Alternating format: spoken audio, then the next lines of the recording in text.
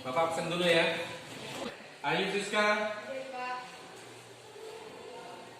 Endavi Nasari, Muhammad Rafi, Fajar Aidi, Fajar Aldi, Septi Asmawati,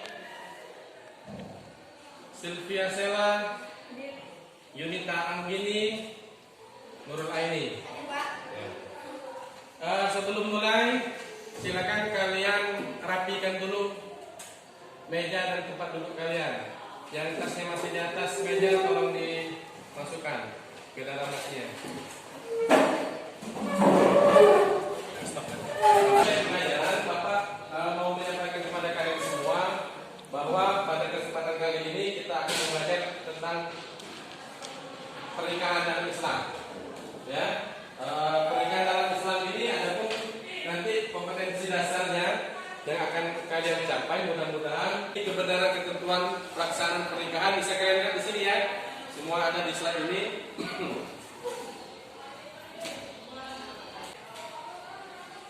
Kemudian tujuan pembelajaran. Tujuan pembelajaran ada beberapa poin di situ. Bapak bacakan, meyakini kebenaran ketentuan pelaksanaan pernikahan berdasarkan syariat Islam, menunjukkan sikap bersatu dan kebersamaan dalam lingkungan masyarakat. Pada kesempatan kali ini kita membahas tentang makna pernikahan. Ya, pernikahan dalam Islam. Apa makna pernikahan? Kata nikah berasal dari bahasa Arab yang berarti al-jam'u, bertemu atau berkumpul. Menurut istilah nikah ialah suatu ikatan lahir batin antara seorang laki-laki dan perempuan untuk hidup bersama dalam suatu rumah tangga melalui akad yang dilakukan menurut hukum syariat Islam. Ya, jadi pernikahan itu berkumpulnya antara seorang laki-laki dan perempuan dalam satu ikatan pernikahan. Itu ya, itu yang membedakan antara nikah dan zina. Kalau pernikahan sesuai dengan syariat Islam, ada sejak waktunya nanti ada disebutkan di situ ya. Kalau perzinahan, berkumpulnya seorang laki-laki dan perempuan tanpa ada ikatan yang sah menurut syariat Islam. Paham ini ya? Apa saja hukum nikah? Hukum nikah ada 5. Pertama, jaiz atau mubah. Nah, ini jaiz atau mubah ini adalah hukum asal. Ya, hukum asal nikah apa hukumnya? Mubah atau boleh. Kemudian nanti berubah hukumnya menjadi wajib. Kapan berubah menjadi wajib? Seseorang diwajibkan untuk menikah, diharuskan untuk menikah ketika orang itu telah mampu atau sanggup menikah, baik secara materi ataupun sudah batinnya sudah siap. Ya. Kemudian kalau dia tidak menikah, dikhawatirkan dia akan terjatuh ke dalam perzinahan, maka hukumnya menjadi wajib bagi seseorang ini untuk segera menikah.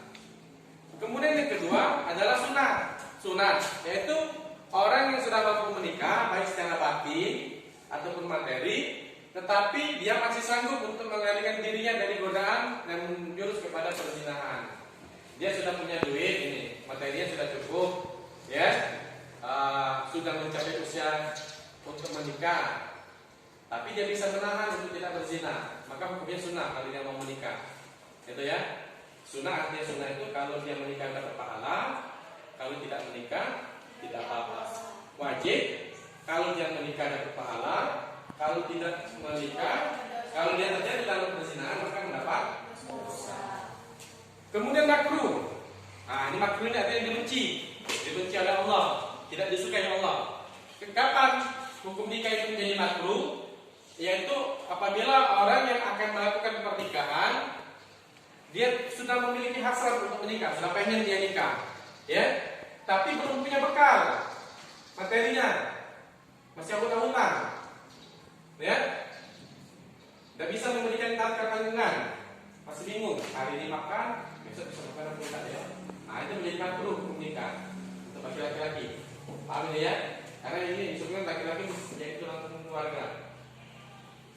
Dan terakhir haram. Kapan haram?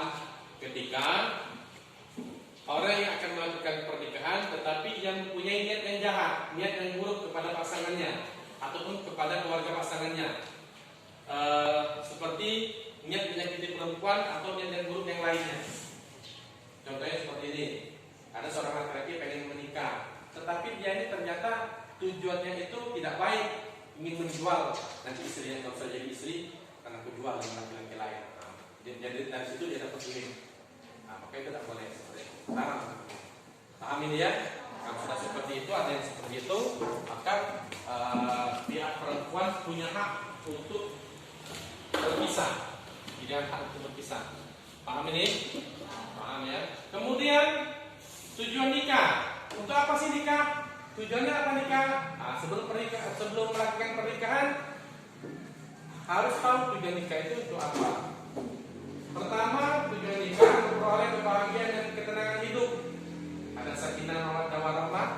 Pernah dengar itu kalau ada orang menikah ya? Semoga selalu sakinah mawaddah warahmah. Ada nak? Pertama, yang paling pertama sekali tujuan nikah itu ibadah kepada Allah. Gitu ya. Kalau kamu ada orang pacaran, pegangan tangan, berdosa. Paham nih? Paham ya? Kalau ada sepasang suami istri jalan, pegangan tangan, dapat pahala. Itu kebalikannya seperti itu. Kebalikannya seperti itu. Ya, kalau belum sah, pegangan tangan berdosa. Kalau sudah sah, pegangan tangan berdapat pahala. Nah, berarti di dalam pernikahan itu ada ibadahnya, ya, ibadahnya ada. Kemudian tujuan nikah membina rasa cinta, kasih dan sayang.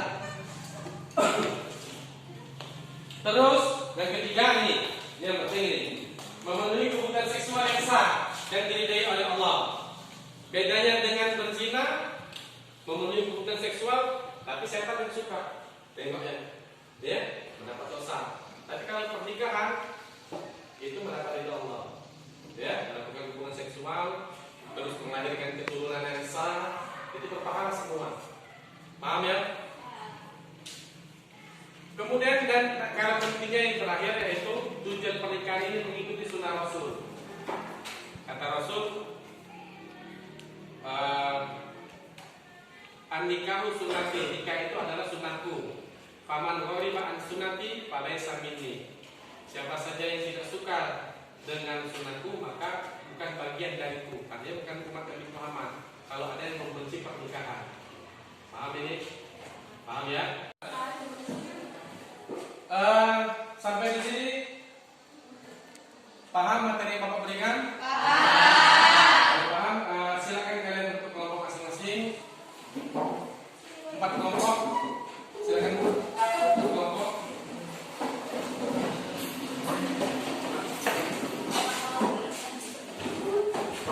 Silakan diskusikan materi yang tadi sudah diberikan.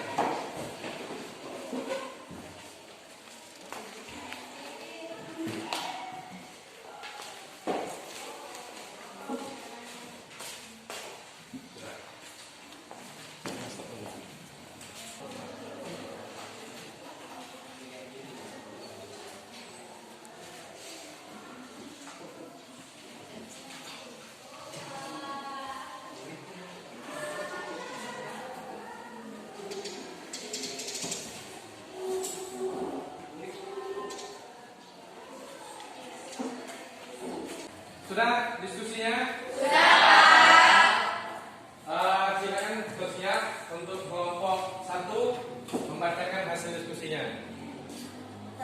Berdiri, silakan berdiri.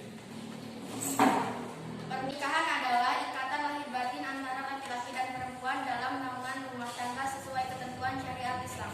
Rukun nikah: calon pengantin laki-laki, calon pengantin perempuan, wali, 2 orang saksi, ijab kabul. Macam-macam nikah: nikah syirah, nikah muhalil, nikah mut'ah, nikah beda agama. Itu tadi hasil diskusi dari kalian semua. Paham di sini? Paham. Silakan dikumpulkan hasil diskusinya.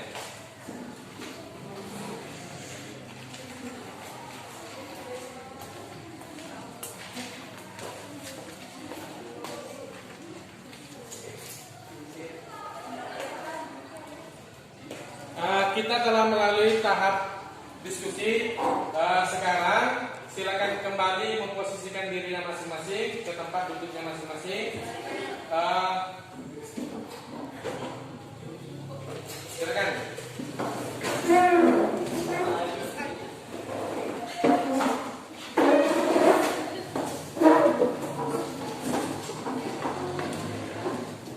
Ya. Setelah rangkaian pembelajaran mengenai materi pernikahan dalam Islam, sudah kalian paham semua. Kemudian ada yang mau bertanya? Saya mau bertanya, Pak. Ya. Mengapa nikah beda agama dilarang dalam Islam? Mengapa beda agama dilarang dalam Islam? Ada yang bisa menjelaskan? Beda agama dilarang dalam Islam? Tidak ada? Ya. Kenapa beda agama? Dua orang pasangan mau menikah, ternyata dia berbeda agama dan tidak bisa dan dilarang dalam Islam. Karena pertama, dari rangkaian pernikahan itu, ketika pas ijab kabul itu kan ada nanti kita disuruh untuk membaca syahadat. Syahadat ini orang Islam yang harus membacakan.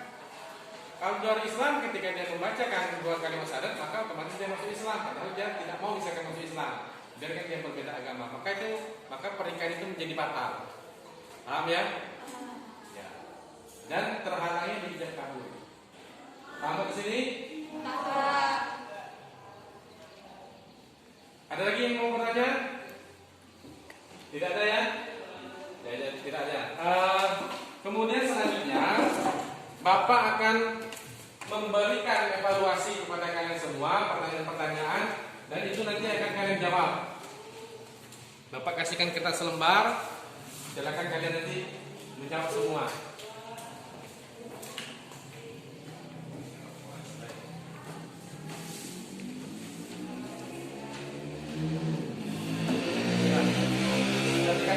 Sudah selesai tugasnya? Silakan dikumpul.